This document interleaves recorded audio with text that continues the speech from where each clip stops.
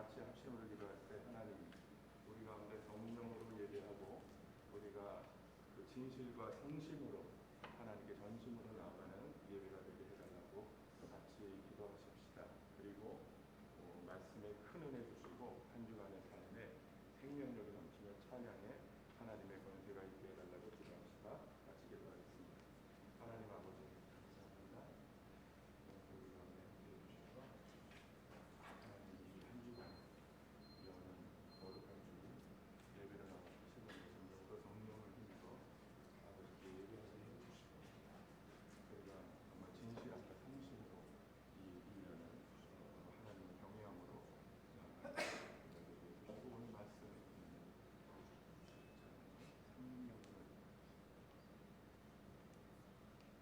고마우신 아버지 하나님, 저희가 이렇게 준비하였습니다. 주님의 영광 받아주시고 오늘도 말씀 가운데 큰 은혜 주시고 우리뿐만 아니라 모든 온라인으로 예배하시는 분 모두에게 하나님의 흡족한 은혜를 부어주시기 원합니다. 하나님을 이 1년간 더욱더 진심과 성심으로 경외하며 사랑하며 예배하는 우리 모두가 되게 하여 주옵소서. 예수님 이름으로 기도합니다. 아멘.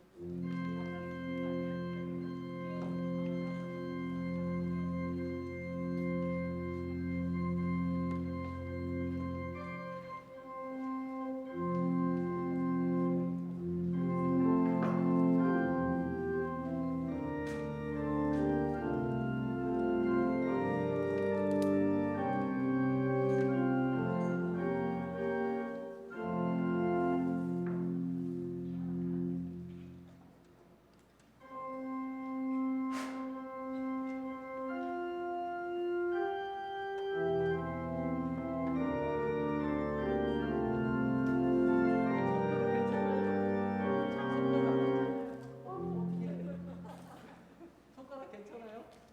아, 저도 추워서 목이 튜닝 안 된 것 같아요. 몸이 떨어지고 있어요. 문 닫으면 안 될 거예요, 목사님? 네? 문 닫으면 안 돼요.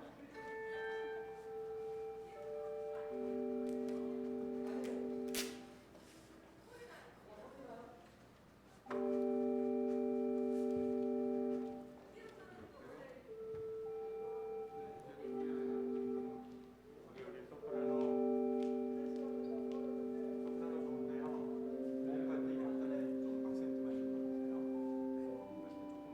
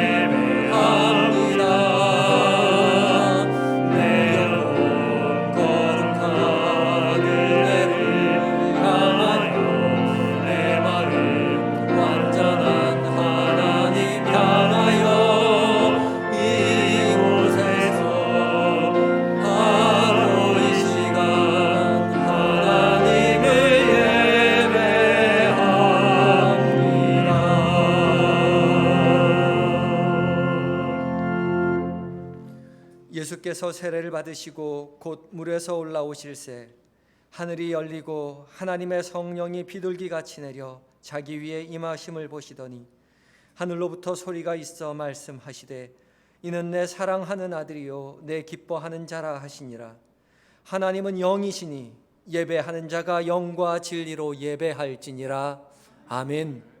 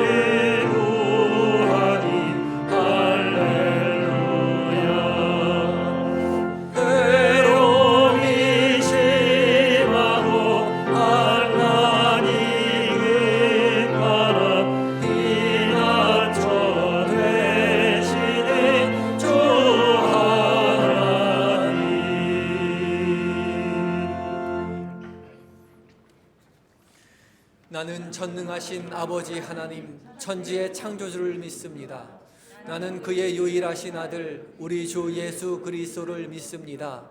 그는 성령으로 잉태되어 동정녀 마리아에게서 나시고 본디오 빌라도에게 고난을 받아 십자가에 못 박혀 죽으시고 장사된 지 사흘 만에 죽은 자 가운데서 다시 살아나셨으며 하늘에 오르시어 전능하신 아버지 하나님 우편에 앉아 계시다가 거기로부터 살아있는 자와 죽은 자를 심판하러 오십니다. 나는 성령을 믿으며 거룩한 공교회와 성도의 교제와 죄를 용서받는 것과 몸의 부활과 영생을 믿습니다. 아멘. 다 함께 자리에 앉으셔서 성시 교독하시겠습니다. 여호와여 주의 인자하심이 하늘에 있고 주의 의는 하나님의 산들과 같고 주의 심판은 큰 바다와 같으니이다. 하나님이여 주의 인자하심이 어찌 그리 보배로우신지요. 그들이 주의 집에 있는 살진 것으로 풍족할 것이라. 진실로 생명의 원천이 주께 있사오니 주를 아는 자들에게 주의 인자하심을 계속 베푸시며 아멘. 이 시간 목회 협력위원으로 섬기시는 우명원 집사님께서 기도 인도해 주시겠습니다.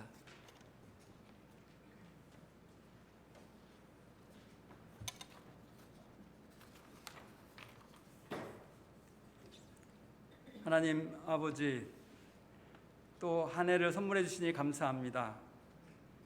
지난 해는 예상치 못한 재난으로 전 세계가 고통의 시간을 보냈지만 여기까지 지켜주신 에베네셀의 하나님을 찬양합니다. 이 엄청난 재난 상황에서 우리가 붙잡아야 할 것은 오로지 주님이라는 귀한 사실을 깨닫게 하시니 감사합니다. 지금 이 시간도 교회에 나오지 못하고 영상으로라도 예배드리며 주님을 만나게 하시니 감사합니다. 하나님 아버지, 예배 앞서 먼저 우리의 죄를 회개합니다.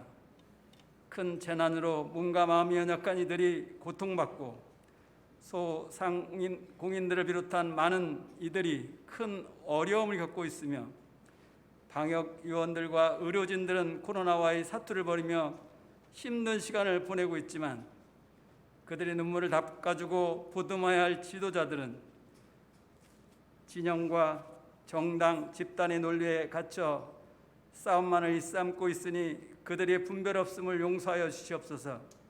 사회적 책임을 다하기는커녕 오히려 세상의 짐이 되고 있는 일부 교회의 안타까운 모습 또한 용서를 구합니다. 성도로서 마땅히 거룩하게 살아야 할 책무가 있음에도 세상과 적당히 타협하며 사욕과 허영심과 물질 만능에 빠져 살아가는 우리의 부끄러운 모습을 주님 앞에 내어놓고 회개하오니 주님 용서하여 주시옵소서. 이 시간 이 캠퍼스를 위해 기도합니다. 모든 구성원들이 믿음의 공동체가 추구할 가치가 무엇인지, 그리고 그 안에 리더십은 어떤 모습이어야 하는지를 올바로 깨닫게 하여 주시옵소서. 수많은 믿음의 동역자들이 헌신과 기도로 세운 이 캠퍼스가 기독교의 정체성을 굳건히 지키며 구성원 모두가 겸손히 섬기며 맡은 바 소임을 다할 수 있도록 인도하여 주시옵소서. 특별히 우리 교회가 그 영적 구심체로서 더 많이 기도하고 물질로도 후원할 수 있는 여건을 허락하여 주시옵소서. 이스라엘에 파견된 임채정, 손희정 선교사님을 위해 기도하오니 코로나로 어려운 상황이지만 선교사님 네 분이 영육간에 더욱 강건하며 성령 충만함으로 맡겨진 사역 잘 감당할 수 있도록 인도하여 주시길 원합니다. 너희는 진실과 성심을 다하여 하나님을 경외하라는 역대하 19장 말씀을 교회평으로 삼고 2021년을 새롭게 시작하였습니다.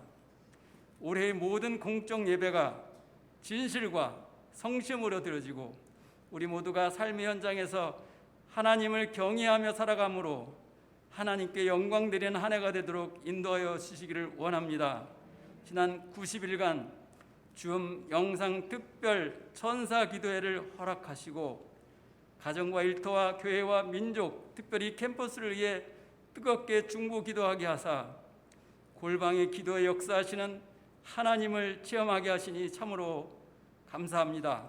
기도회를 통해 약할 때 강함 주시는 주님을 우리 모두가 만나게 하셨사오니 새해에는 어렵고 힘든 이들이 기도가 응답받는 역사가 나타나기를 간절히 기도하고 원합니다.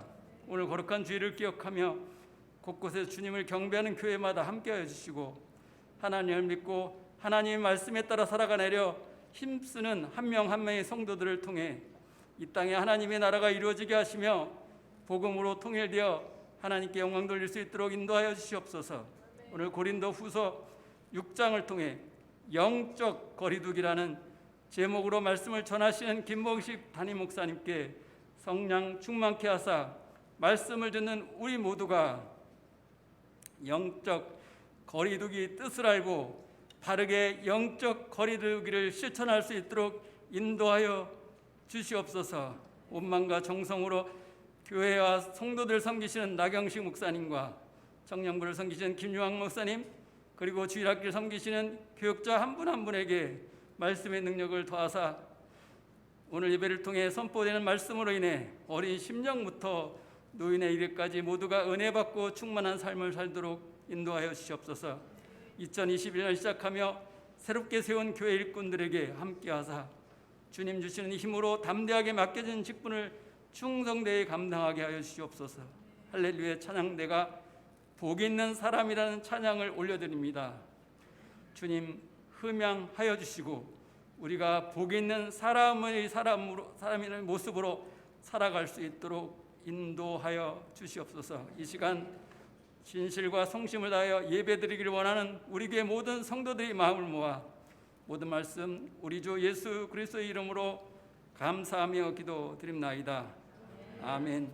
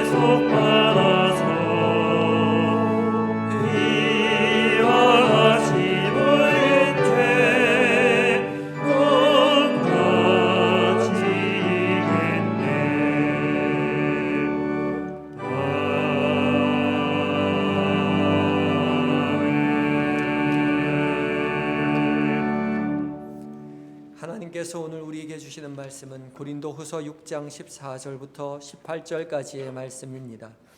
고린도후서 6장 14절에서 18절까지의 말씀을 제가 받들어 읽겠습니다.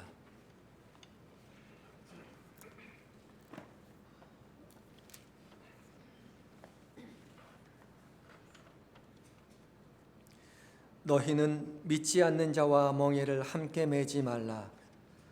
의와 불법이 어찌 함께하며 빛과 어둠이 어찌 사귀며 그리스도와 벨리알이 어찌 조화되며 믿는 자와 믿지 않는 자가 어찌 상관하며 하나님의 성전과 우상이 어찌 일치가 되리요. 우리는 살아계신 하나님의 성전이라. 이와 같이 하나님께서 이르시되 내가 그들 가운데 거하며 두루 행하여 나는 그들의 하나님이 되고 그들은 나의 백성이 되리라. 그러므로 너희는 그들 중에서 나와서 따로 있고 부정한 것을 만지지 말라.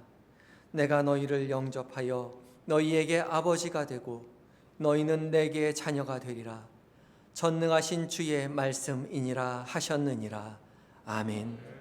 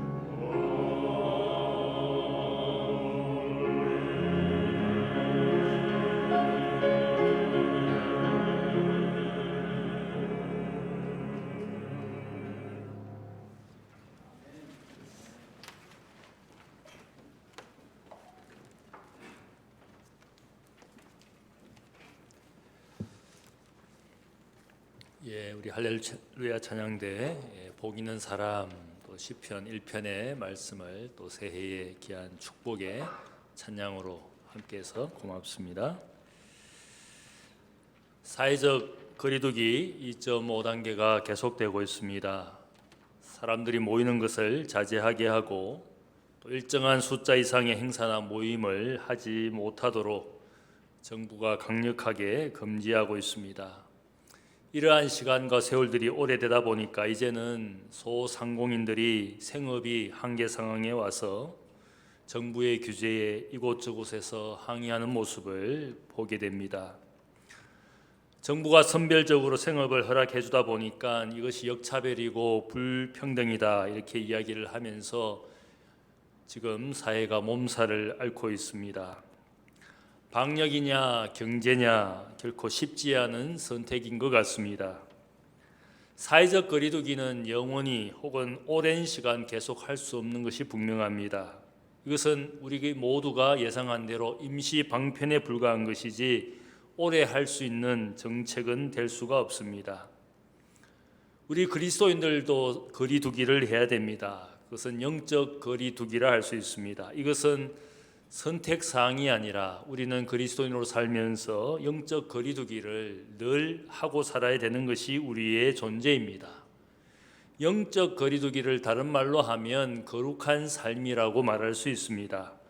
바울은 그래서 편지할 때마다 모든 교회에 말하기를 거룩한 삶에 대해서 이야기하기를 교회의 교인들을 지칭할 때 성도다, 거룩한 무리라고 편지의 수신자들을 늘 부르게 됩니다. 그리고 그들에게 늘 이야기하는 것은 거룩한 삶을 사는 그리스도인이 되도록 강조하는 말씀이 많이 나오고 있습니다. 데살로니가전서 4장을 보면 하나님의 뜻은 이것이니 너희의 거룩함이라. 하나님이 우리를 부르심은 부정하게 하심이 아니요 거룩하게 하심이니. 이렇게 성도를 향하신 하나님의 뜻과 부르심에는 거룩한 삶을 요구하시는 하나님의 뜻이 있음을 분명히 말을 하고 있습니다. 또한 바울은 교회 공동체는 근본적으로 거룩한 공동체라는 사실을 알려주고 있습니다.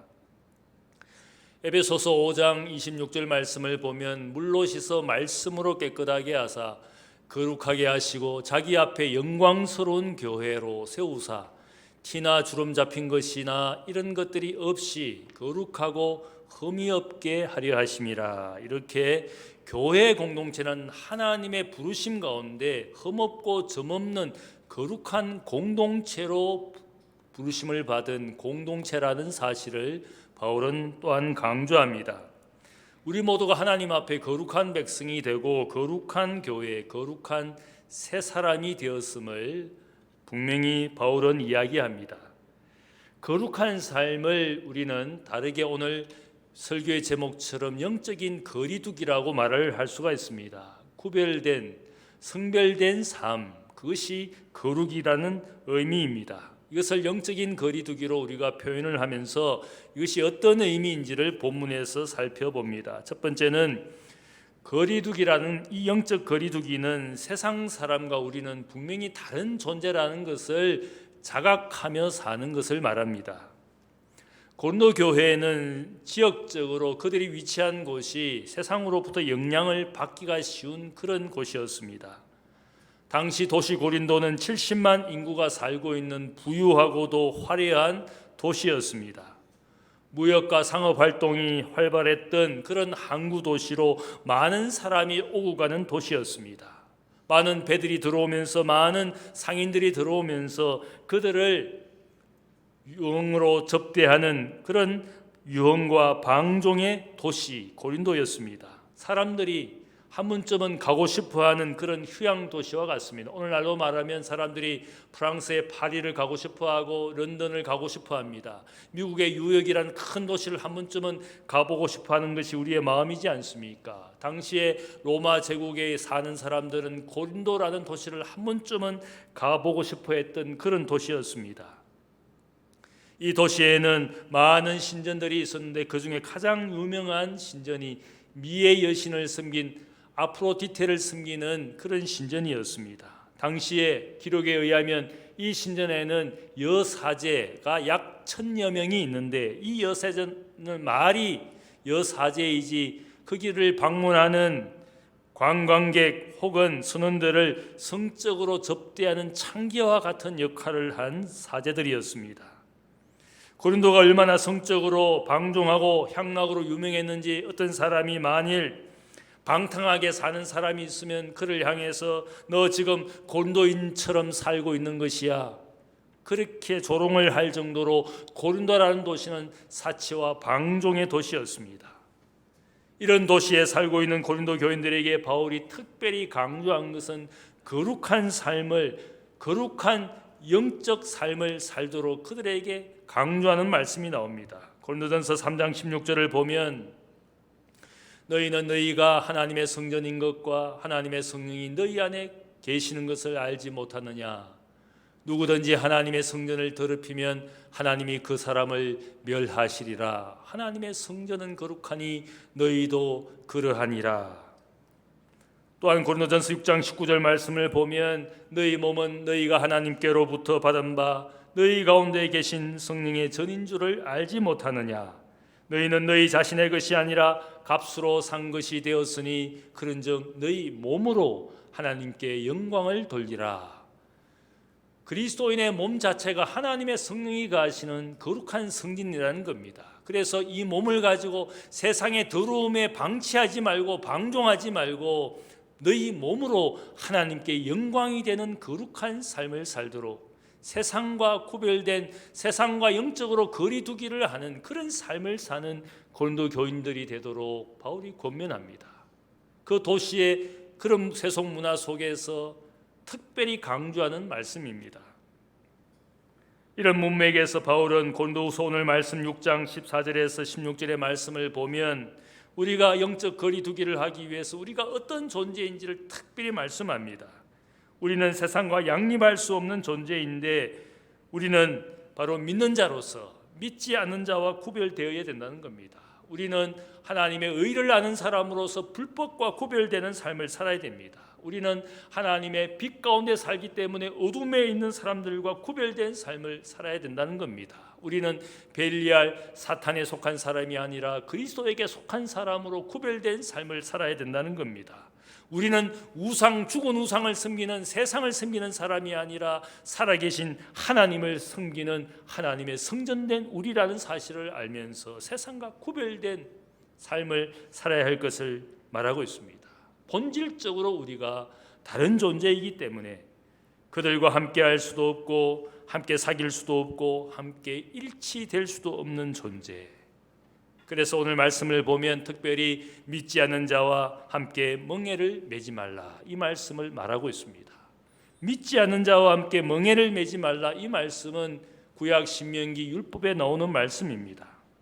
신명기 22장 10절 말씀을 보면 너희는 소와 나귀에게 한 멍에를 매게 하여 밭을 갈지 말지라. 이 말씀은 율법적으로 소는 정결한 짐승에 속합니다.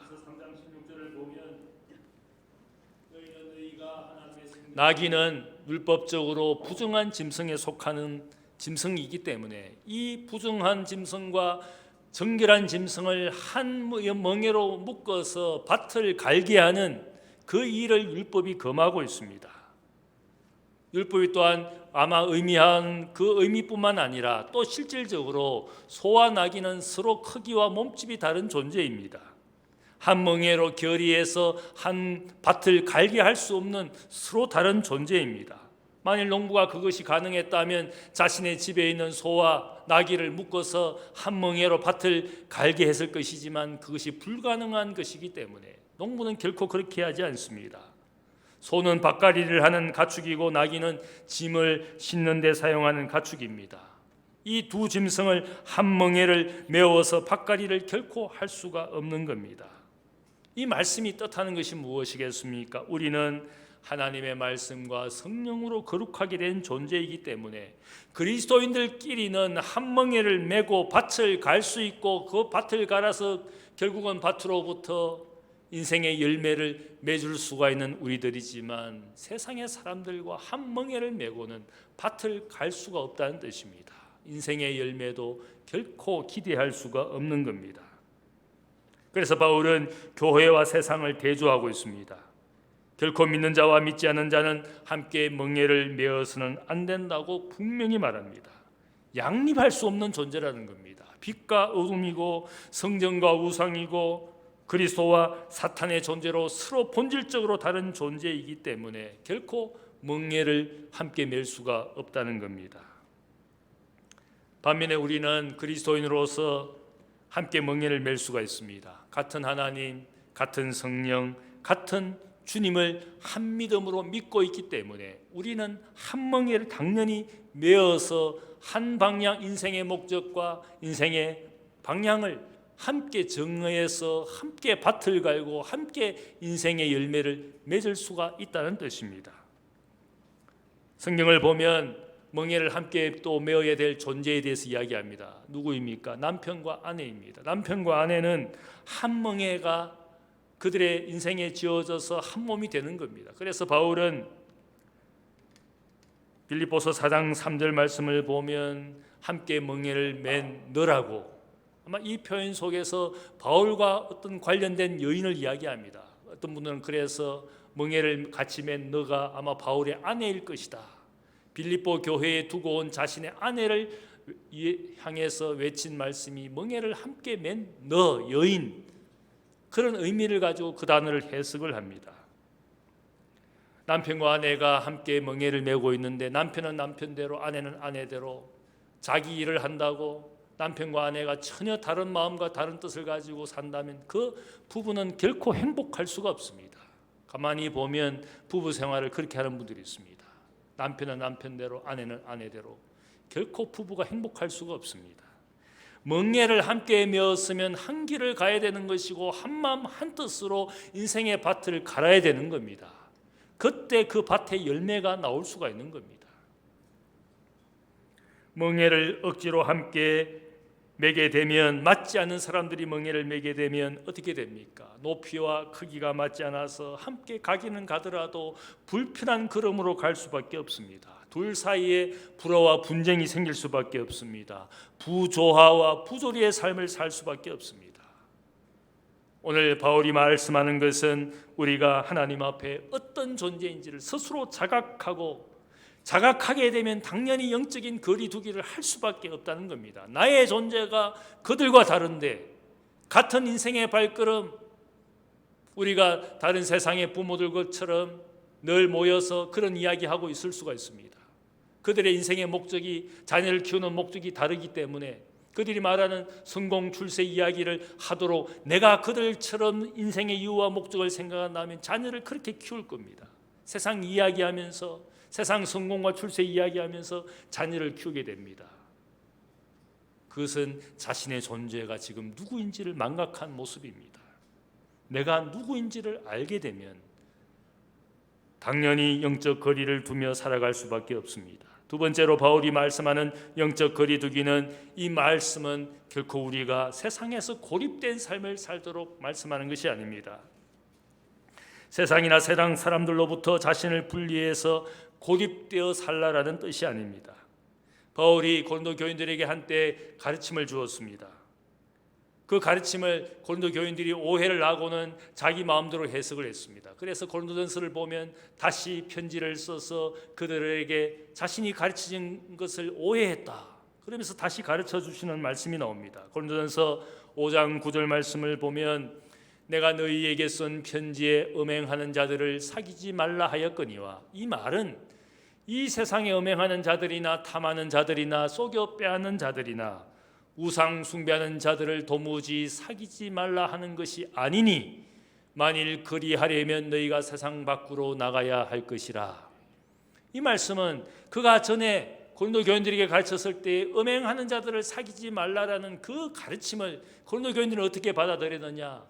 음행하는 자들은 세상에 사는 사람들, 우상 숭배자, 도적질하는 사람, 거짓말하는 사람, 이런 사람들이 세상 사람들이니까 아마 바울은 우리가 세상 사람들과 사귀지 말라라고 우리에게 가르쳐준 것이라고 그렇게 오해를 했습니다. 그렇게 살려면 어떻게 살아야 됩니까? 세상 사람과 교제도 하지 말고 만나지도 말고 모이지도 말고 그렇게 바울의 가르침을 오해했을 때 바울이 다시 말합니다. 내가 말한 뜻은 그것이 아니라 교회 안에 그런 사람들을 용납하지 말라라는 뜻이었다. 교회는 가장 거룩한 공동체이니까 교회는 그런 죄를 일삼는 사람을 용납하거나 받아들이거나 관용하거나 타협하지 말라라고 교회 안을 이야기한 것이다. 내가 말하는 것은 너희가 세상 밖에서 그렇게 살라는 뜻이 아니다. 만일 그렇게 살고 싶으면 우리는 세상에 존재할 수가 없는 것이다. 세상 밖으로 나가야 되는 것이다. 세상에 살 수가 없고 세상 밖으로 나가서 살아야 되는데 그것이 가능하지 않다는 겁니다. 바울이 우리에게 이야기하는 것은 우리는 세상의 사람들을 죄인 취급한다고 해서 그들과 만나지도 말고 함께하지도 마는 그런 모습으로 사는 것이 아니라 오히려 우리는 하나님 앞에서 우리가 가진 이 거룩의 능력을 가지고 오히려 세상을 섬기는데 우리가 세상 밖에서 나가서 살 때는 어떻게 살아야 되는지 특별히 주님이 우리에게 가르쳐 주십니다. 주님께서 공생의 사역 가운데 제자들을 훈련시키면서 나중에 제자들을 세상 가운데로 파송을 하는 미래에 그들이 세상에서 어떻게 살아야 할지를 가르쳐 주시는 말씀이 나옵니다. 그것은 마태복음 10장 16절의 말씀을 보면 보라 내가 너희를 보냄이 양을 이리 가운데로 보냄과 같도다. 그러므로 너희는 뱀같이 지혜롭고 비둘기같이 순결하라. 이 말씀은 세상은 이리와 같은 세상이라는 겁니다. 주님이 택하신 주님의 양들을 결국 세상으로 보내셔야 되는데 그 세상은 이리 같은 세상인데 거기서 어떻게 양들이 살아야 되느냐. 주님이 주신 말씀은 뱀같이 지혜롭고 비둘기같이 순결한 영혼을 가지고 살도록. 뱀과 비둘기는 맞지 않은 동물입니다. 전혀 다른 모습이지만 주님이 우리를 세상에서 살게 하실 때는 그렇게 살라라는 겁니다. 뱀같이 지혜로라는 겁니다. 그냥 무조건 자기의 마음의 문을 닫고 세상 사람들과 교제도 하지 않고 혼자 거룩한 것처럼 혼자 의인인 것처럼 그렇게 살지 말라라는 겁니다. 오히려 세상을 잘 알면서 지혜롭게 세상을 살도록. 그렇지만 우리의 영혼은 주님의 양이기 때문에 비둘기 같은 순결한 마음과 영혼을 가지고 살도록. 주님이 어떤 분입니까? 그 세상의 누구보다 거룩하고 영광스러운 존재이지만 주님은 누구보다 세상 사람들을 가까이 하신 분이지 않습니까? 세리와 죄인의 친구가 되신 주님이었습니다. 예수님이 유대교 지도자들이 볼 때는 죄인처럼 보이는 그런 사람들과 어울렸습니다. 세리와 혹은 나병 환자와 혹은 이방인과 여인들과 바리새인들이 볼 때는 죄인이라고 생각되는 그런 사람들을 더욱 가까이 하셨습니다. 그래서 주님을 비방했습니다. 정죄했습니다. 제가 지금 만나는 사람이 죄인들인데 그가 얼마나 영적으로 어두우면 저런 죄인들과 교제를 할까? 주님을 비방했습니다. 그때 주님 하신 말씀이 뭡니까? 나는 의인을 부르러 온 것이 아니라 죄인을 부르러 왔다. 건강한 사람에게는 의원이 필요 없고 병든 자에게 의원이 필요하지 않느냐. 내가 저들을 고쳐주는 사람으로 저들을 위로하는 사람, 죄인들을 구원하기 위하여 그들을 가까이 하시는 주님이라는 사실을 알려주었습니다. 예수님을 정죄하는 바리새인들은 어떤 사람들입니까? 누구보다 하나님의 말씀, 하나님의 계명을 잘 알았습니다. 그들이 배운 그 율법은 세상의 모든 사람들이 죄인처럼 보였습니다. 더러운 세상, 죄 많은 세상, 죄 많은 인간들이었습니다. 나는 그들 중에 한 사람이 아니라고 구별되고 싶었습니다. 분리하고 싶었습니다. 자기의 의를 주장하고 싶었습니다. 그래서 자신들을 바리새파라고 분리주의자라고.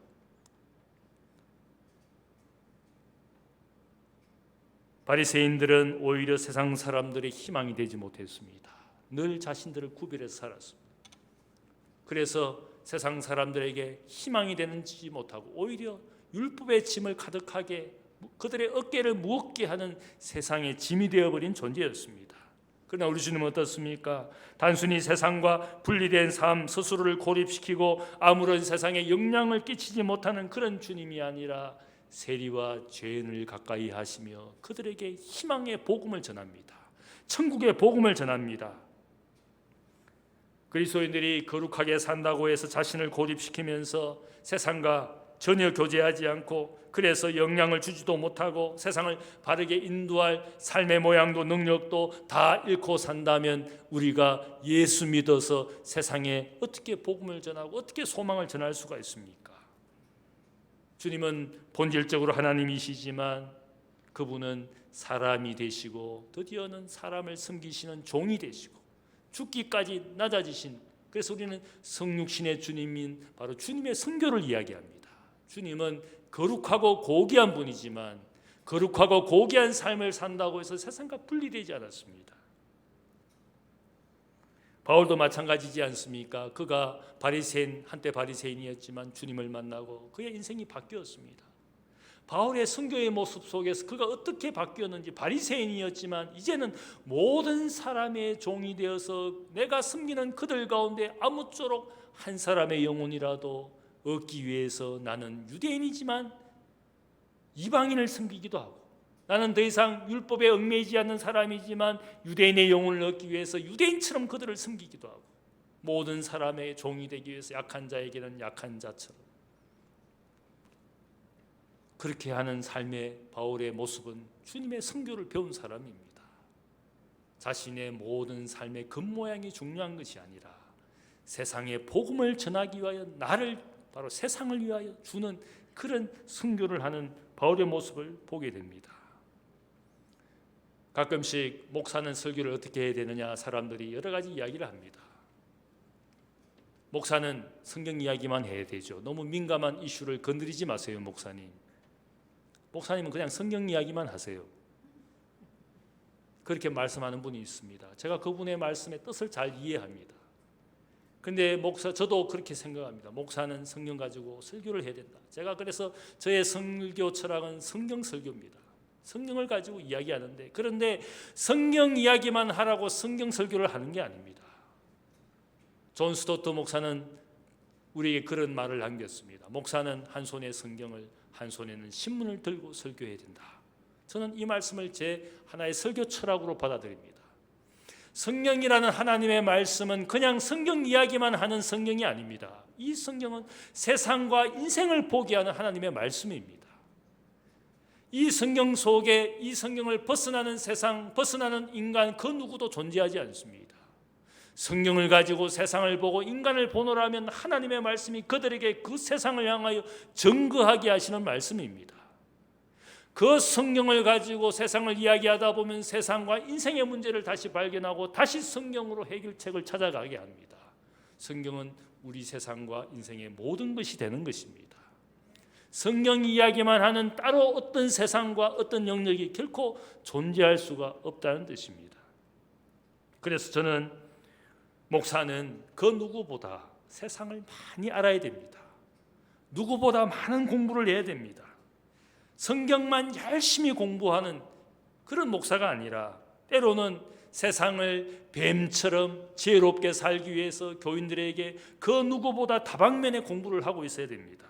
철학, 문학, 고고학, 역사, 때로는 과학자들이 무엇을 발견하고 주장하는지, 때로는 진화론자들이 무엇을 주장하고 있는지, 운동권 학생들은 무엇을 이념적으로 주장하고 있는지 누구보다 많이 알고 있어야 됩니다. 왜 그렇습니까? 세상을 지혜롭게 우리는 분별하며 살기 위해서 목사가 성경 이야기만 열심히 하면 점점 더 세상과 분리됩니다. 목사는 그 누구보다 젊은이들을 이해하기 위해서 우리의 세대가 4차 산업의 시대, 지식 정보의 시대, 스마트폰의 시대, 우리 젊은이들이 무엇을 좋아하는지 무엇을 노래하는지 알아야 되는 겁니다. 그래서 저는 방탄소년단을 누구보다 잘 알고 있습니다. 지금 무슨 노래를 좋아하는지. 축구선수 손흥민을 잘 알고 있습니다. 지금 토트넘에서 열심히 활약을 하고 있습니다. 최근에 토트넘에서 100골을 드디어 기록했지 않습니까? 젊은 사람들이 좋아하고 젊은 사람들이 노래하는 것을 알아야 됩니다. 목사가 세상에 길을 닫고 마음의 문을 닫고 살면 젊은이들에게 이야기할 줄 것이 없습니다. 하나님의 영감을 받은 성경의 저자들은 당시의 농경과 목축 문화를 누구보다 잘 알고 있었습니다. 하나님의 말씀을 그 세대 농경 문화에 살고 있는 사람들에게 이야기했습니다. 하나님의 은혜는 이런 비처럼 늦은 비처럼 이스라엘 땅에 내리는 비를 잘 알고 있고 농경 문화를 잘 알았습니다. 마찬가지로 그 말씀을 전하는 지금 시대의 목사들은 오늘 우리 시대에 우리가 어떤 모습으로 이 세상에 살고 있는지 잘 알아야 되는 겁니다. 어떤 분은 목사 된 사람들은 공부 못해가지고 목사 됐다고, 공부하기 싫어가지고 목사 되었다고, 그런 소리를 듣고 살면 얼마나 비참합니까?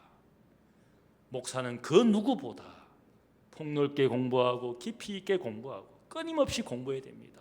저는 그래서 우리 목사님들에게 늘 이야기합니다. 자리에 앉아서 공부하라고. 자리에 앉아서 공부하라고. 딴짓 하지 말고. 노예 정치하느라고, 총회 정치하느라고 목사들이 정신을 못 차립니다. 목사들하고 만나가지고 밥 먹느라고. 저는 그래서 한번 엉덩이를 들기 시작하면 목사는 다시 자기 자리로 돌아가지 못한다. 말씀을 연구하고 세상을 이해하기 위해서 앉아서 끊임없이 공부하고, 그러다가 교인을 만나면 할 이야기도 많고 그들이 듣는 이야기, 그들이 말하는 것을 또 듣고, 책을 통해서 또 뉴스를 통해서 신문을 통해서 수많은 책들을 통해서 공부할 것이 끝도 없는 것이 목사의 삶입니다. 공부해야 되는 겁니다. 세상을 알아야 됩니다.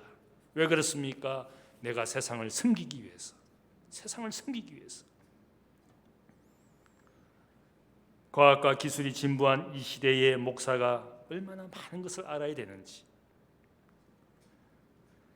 예수님은 자신을 세상으로부터 분리하여 고립된 삶을 결코 사시지 않았습니다.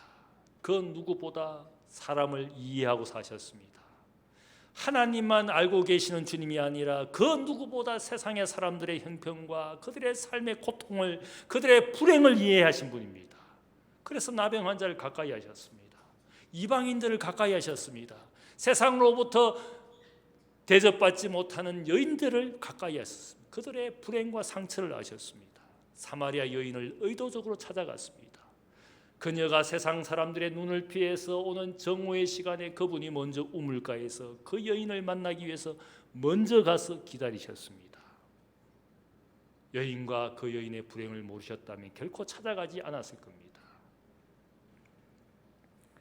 주님께서는 제자들을 세상으로 보낼 때 그들을 위해서 기도했습니다. 요한복음 17장에 보면 그들을 위한 기도가 나옵니다. 내가 비옵는 것은 그들을 세상에서 데려가시기를 위함이 아니요 다만 악에 빠지지 않게 보존하시기를 위함이니이다. 그들을 진리로 거룩하게 하옵소서. 아버지의 말씀은 진리니이다. 아버지께서 나를 세상에 보내신 것 같이 나도 그들을 세상에 보내었습니다. 여기에 보면 주님이 제자들을 위해서, 세상에 남아있을 제자들을 위해서 기도했습니다. 주님과 함께 하늘나라로 데려가시는 기도를 하시는 것이 아니라 세상으로 보내시는 기도를 하는데, 그들은 하나님의 말씀으로 거룩하게 된 존재입니다. 그렇다고 해서 거룩하게 된 그 존재가 세상과 분리되어서 자신과 함께 영원한 하나님의 나라로 가도록 기도하시지 않았습니다. 세상에 속하지는 않았지만 세상으로 그들을 보내시기 위해서 기도하셨습니다. 그래서 우리는 흔히 이 기도를 into the world, 세상으로 보내시는 주님의 파송의 기도다, 데려가시는 기도가 아니라 세상으로 보내어서 세상을 섬기게 하시는 주님의 기도. 우리는 그 기도를 들은, 그리고 그 기도를 받고 세상으로 보내어진 사람들입니다. 분리하도록, 세상과 전혀 상관없는 삶을 살도록 우리를 세상으로 보내시지 않았습니다. 주님의 제자로 세상에 가서 살 때에 뱀같이 지혜롭고 그러면서도 구별된 존재로 비둘기같이 순결한 영혼을 가지고 이 세상에 살도록, 그것이 영적 거리두기의 삶입니다. 분리와 단순한 구별이 아니라 세상을 섬기되 어떻게 섬겨야 할지를 가르쳐주시는 주님의 기도였습니다. 세 번째로 바울이 말하는 영적 거리두기는 결국 주님과의 연합, 하나님과의 연합을 통하여 이루어집니다. 요즘에 우리가 사회적 거리두기를 실천하는 대표적인 모습이 뭡니까? 열심히 마스크를 쓰는 겁니다.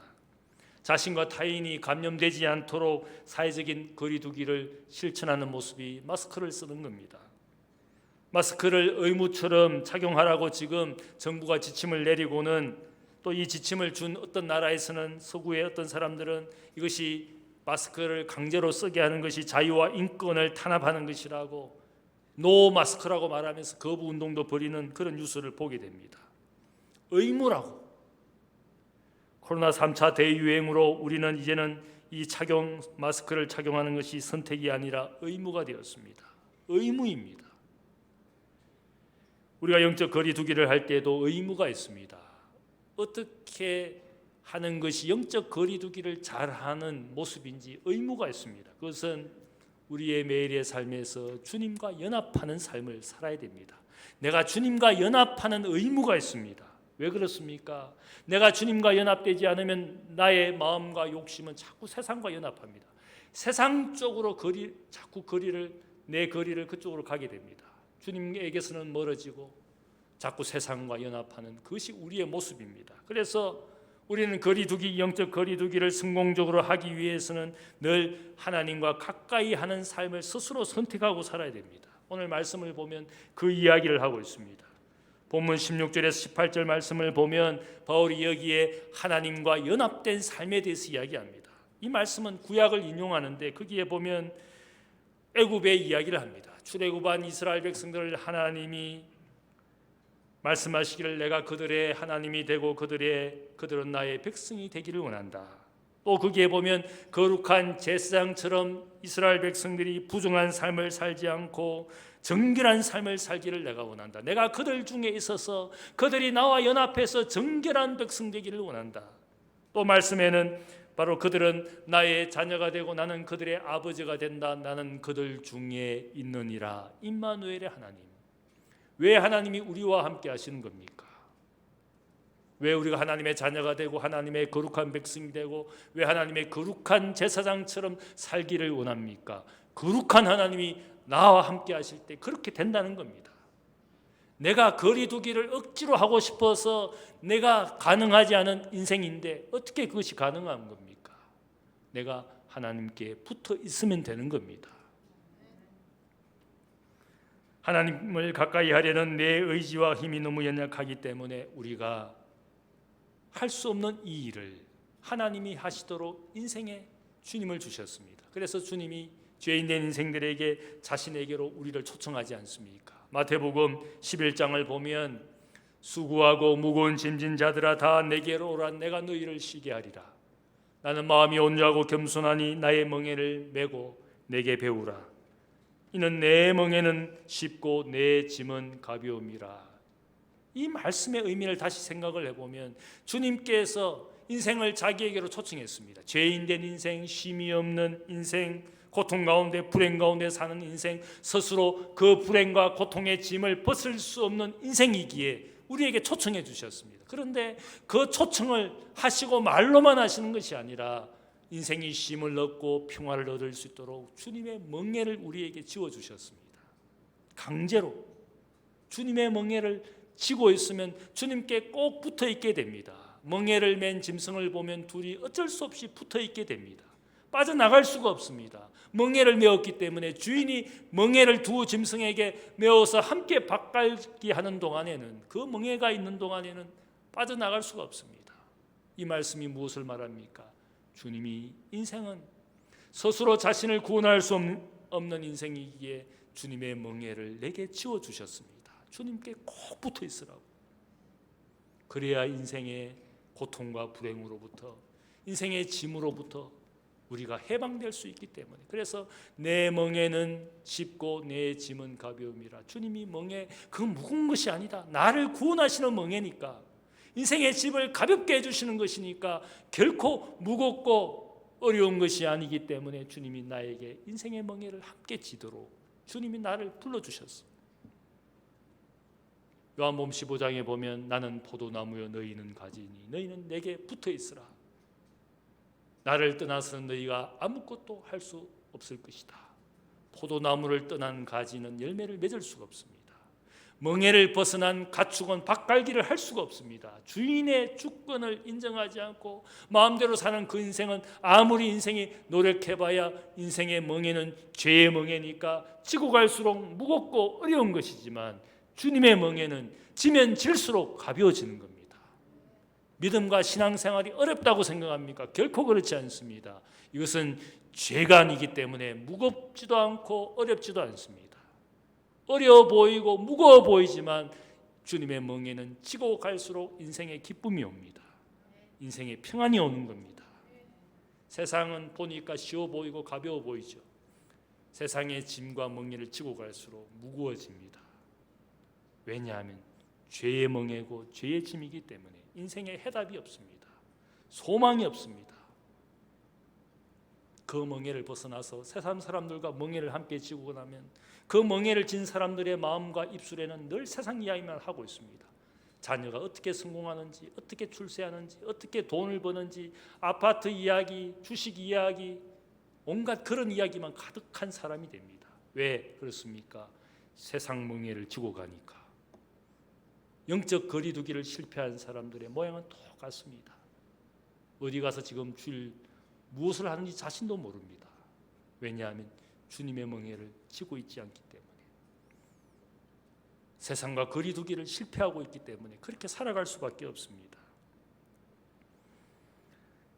주님은 우리를 하나님의 말씀과 성령으로 거룩하게 해주셨습니다. 그리고 우리의 인생을 초청하셔서 주님의 멍에를 메고 주님께 붙어 있게 했습니다. 그러한 사람만이 세상을 밝게 하고 세상에 속하지 않은 사람이 세상에 속하지 않은 소망을 전해줄 수가 있습니다. 세상에 속한 사람이 전하는 소망은 죽은 소망입니다. 세상에 속하지 않은 사람이 가진 소망만이 영원한 소망, 참된 소망, 살아있는 소망이 되는 겁니다. 주님은 세상에 사셨지만 세상에 속하신 분이 아니었습니다. 우리가 주님께 속하면 세상에 살지만 세상에 속하지 않은 사람이 되는 겁니다. 주님은 세상에 계셨지만 세상을 이긴 분이었습니다. 우리가 세상에 속하지 않은 사람이기 때문에 세상을 이길 수가 있는 겁니다. 여러분 모두가 주님의 멍에를 메고 주님과 연합되어서 세상에서 승리하는 거룩한 사람, 거룩한 교회가 되시기를 주님의 이름으로 축복합니다. 사랑의 아버지 하나님 감사합니다. 하나님 아버지 말씀과 성령으로 인생을 새롭게 해주셔서 이제는 우리가 세상에 속하지 않은 하나님께 속한 사람이 되게 하신 것을 감사합니다. 우리는 주님의 멍에를 메고 있기에 세상과 영적인 거리를 둘 수밖에 없습니다. 우리는 본질적으로 다른 새로운 피조물이기에 세상의 멍에를 결코 질 수 없습니다. 주님께 붙어있는 사람, 그래서 구별되고 분리되지만 또한 세상을 섬기기 위해서 세상의 가정에서 일터에서 일하고 있습니다. 우리는 세상에 속하지 않은 하나님께 속한 소망을 세상에 전하도록 우리를 세상으로 보내어 주신 줄 믿습니다. 하나님 아버지, 이 소망과 복음의 사람으로 세상에 살 때에 결국 우리는 세상을 이기게 될 줄 믿습니다. 오늘 많은 사람들이 아버지 코로나 재난 속에서 또 아버지의 무질서와 부조화의 세상에서 고통당하고 있습니다. 주여, 우리는 주님 주시는 평강과 소망을 세상에 전함으로 고통당하는 이웃들에게 참된 소망, 참된 기쁜 소식을 전하며 살아가는 우리 모두가 되게 하여 주옵소서. 감사하며 예수님의 이름으로 기도하옵나이다. 아멘.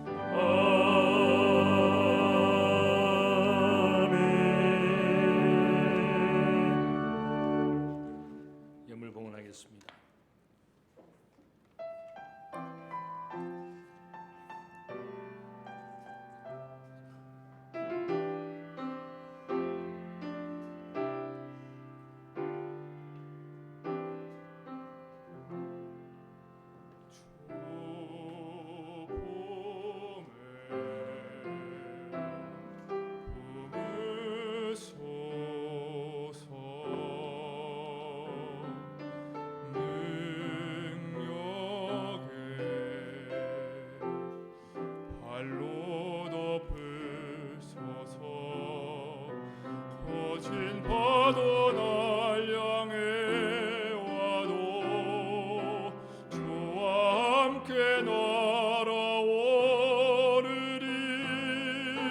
폭풍 가운데 나의 영혼 잠잠하게 주를 보리라.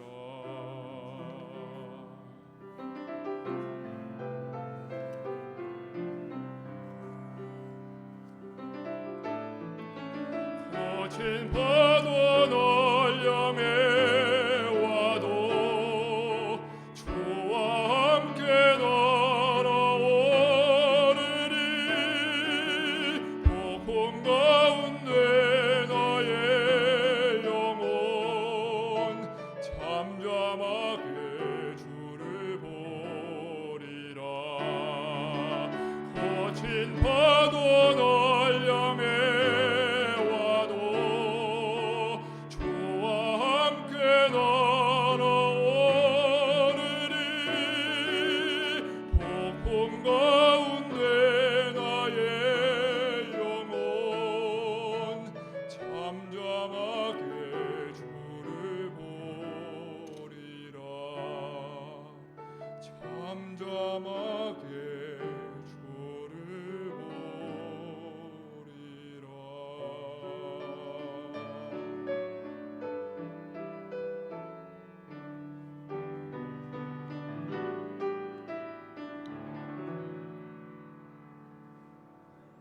아멘. 사랑의 아버지 하나님 감사합니다.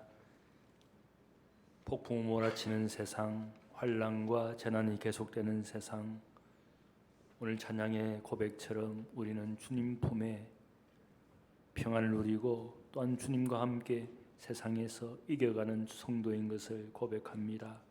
아버지 하나님, 이 폭풍은 반드시 그칠 줄 믿습니다. 사랑하는 성도들이 이 믿음과 소망 가지고 인내하는 믿음으로 견디어내게 하여 주옵소서. 가정과 생업이 흔들릴 때마다 주님의 도움을 구합니다. 하나님, 이 땅에 고통당하는 많은 이웃들, 병들어 죽어가는 인생들을 불쌍히 여겨 주옵소서. 이 일들을 통하여 우리에게 교훈하시는 하나님의 말씀을 들으며 더욱더 인생에 겸손하며 우리가 누리고 가진 것이 얼마나 귀한 것이었는지를 깨닫는 시간 되기를 원합니다. 하나님 아버지, 특별히 산안대학교를 붙들어 주셔서 교회에 속한 모든 가정들이 새해에 진실과 성심으로 하나님을 더욱더 경유하는 시간 되기를 원합니다. 주님과 함께 우리가 날아오르기를 원합니다. 주님과 함께 세상을 살기를 원합니다.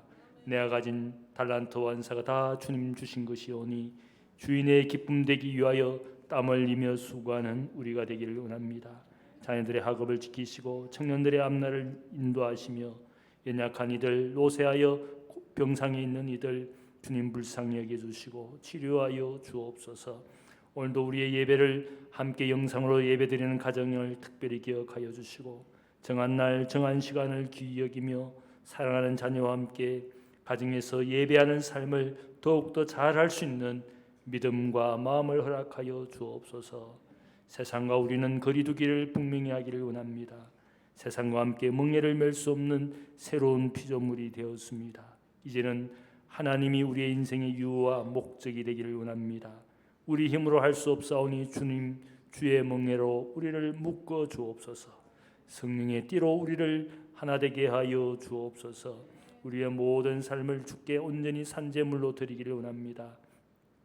내게 속한 모든 것이 하나님 주신 것임을 감사하며 이것 가지고 주님의 기쁨 되는 선한 청직이 되게 하여 주옵소서. 한 해를 연초부터 연말까지 복을 주시는 하나님, 함께 하시고 번창하고 번성하게 하시는 하나님의 은혜가 풍요로운 귀한 한 해가 되게 하여 주옵소서. 감사하며 예수님의 이름으로 봉헌 기도드리옵나이다. 아멘.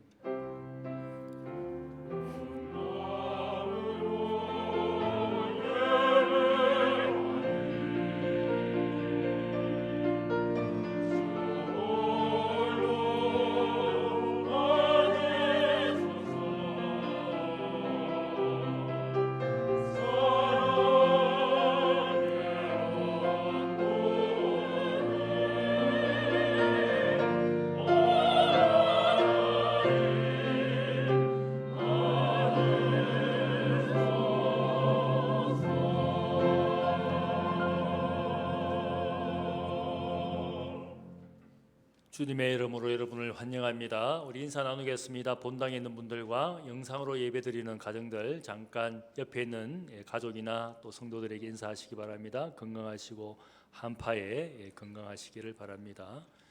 계속 한 주간 동안 영하 10도, 15도 이하로 계속 떨어져서 본당이 일주일에 한 번 지금 이 시간에 예배를 드리기 때문에 냉기가 금방 온기가 되지 않고 보일러는 계속 틀어도 춥습니다.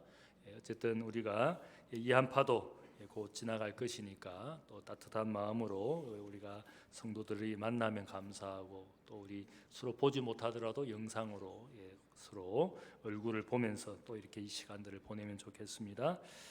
우리 90일간 우리 천사 기도의 저녁 시간에 합심으로 기도하고 있었습니다. 오늘 저녁까지 우리 천사 기도의 합심 기도를 1차 종료하고 2월 달에 다시 합심 기도를 하도록 하겠습니다. 내일부터는 천사 기도를 개인 기도 시간을 계속 우리가 90일 동안 기도 훈련을 하고 합심 기도를 통해서 많은 은혜를 받았습니다. 그래서 계속적으로 개인의 기도 훈련이 또 굉장히 중요합니다. 보든지 안 보든지 은밀한 중에 보시는 하나님께 기도하는 그 기도가 또 하나님 기뻐하실 줄 믿습니다. 그래서 오늘 저녁까지 우리 천사 기도회를 합심 기도를 하게 됩니다. 그리고 계속적으로 우리 코로나 2.5 단계 사회적 거리두기를 하고 있기 때문에 헌금을 못 하시는 분들은 온라인으로 지금 송금으로 하고 있습니다.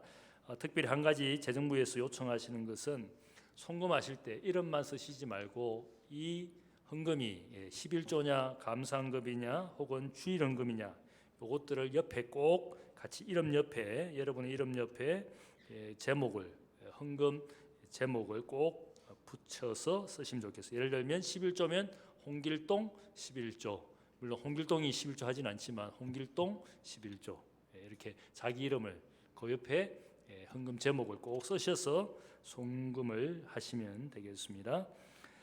그 다음 우리 오늘 1시에 장학위원회가 있고 오늘까지 작년에 쓰신 재정 모든 자료를 교회 재정부로 오늘 사무실로 제출해 주시면 감사하겠습니다. 그리고 연말 정산을 위해서 여러분들이 기부금 정서 신청하신 것 교회에서 신청하시고 찾아가시면 되겠습니다. 이제 다 같이 일어나셔서 파송의 노래하겠습니다.